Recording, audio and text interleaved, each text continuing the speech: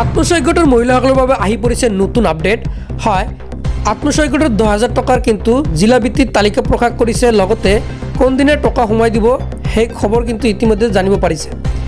এতিয়া আত্মসহায়ক গোটৰ মহিলাসকলৰ বাবে কিছুমান চৰ্ত বান্ধি দিছে, অৰ্থাৎ 30 জনৰ ভিতৰত যিসকলে আবেদন কৰিব বিচাৰিছে আবেদন কৰিব পাৰে, যিসকলৰ নাম কৰ্তন কৰিছে। আৰু তাৰ মাজতে কিছুমান গাইডলাইন অৰ্থাৎ নিয়ম নীতি বান্ধি দিছে। ইয়াতে লিখা আছে, চাওক, মহিলা আত্মসহায়ক গোটৰ সদস্যৰ হিতাধিকাৰী ইয়াতে দিয়া আছে। ইয়াতে অসম ৰাজ্যিক গ্ৰামীণ জীৱিকা অভিযানৰ অধীনত পঞ্জীয়নভুক্ত হ'ব লাগিব যদি গোটৰ 10,000 টকা পাব বিচাৰিছে। তাৰপিছত আপোনালোকে ইয়াতে ভালকৈ বুজি নাপাব, মই আপোনালোকক জনাই আছোঁ। দ্বিতীয়তে কোৱা আছে আধাৰ সংযুক্ত ছেভিং বেংক একাউণ্টধাৰী, অৰ্থাৎ আপোনাৰ আধাৰ সংযুক্ত বেংক একাউণ্ট থাকিব লাগিব।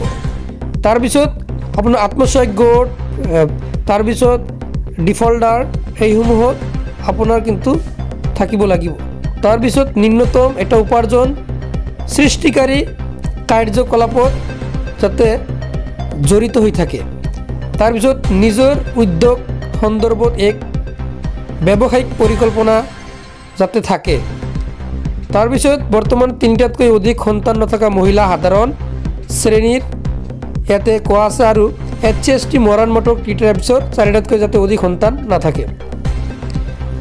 তাৰপিছত বিদ্যালয়ৰ যাতে কন্যা সন্তানে যাতে বিদ্যালয়ত যাতে পঢ়ি থাকে। তাৰপিছত অমৃত বৃক্ষ আন্দোলনৰ সময়ত যাতে গছপুলি ৰোপণ কৰে, যাতে সেই গছপুলি কেইডাল যাতে জীয়াই থাকে। হয়, এইকেইটা চৰ্ত দি দিছে। যদি গোটৰ 10,000 টকা পাব বিচাৰিছে তেন্তে আপুনি পুনৰ আবেদন কৰিব পাৰে, যিসকলৰ নাম ইতিমধ্যে লিষ্টৰ পৰা কৰ্তন কৰিছে। আৰু যিসকলৰ নাম ইতিমধ্যে আহিছে তেওঁলোকে আগষ্ট মাহৰ পৰা টকা লাভ কৰিব।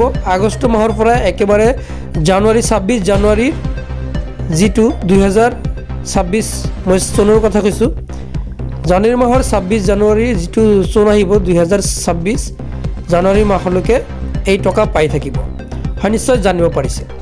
আৰু এনেকুৱা ধৰণৰ নিত্য গুৰুত্বপূৰ্ণ তথা ইনফৰ্মেটিভ ভিডিঅ' মই আপোনালোকৰ বাবে মই আকৌ লৈ আহিম। সেয়েহে চেনেলটো ছাবস্ক্ৰাইব কৰক। যদি ফেচবুকত চাই আছে পেজটো ফ'ল' কৰক আৰু ভিডিঅ'টো শ্বেয়াৰ কৰি দিয়ক। আজিলৈ মানে ধন্যবাদ।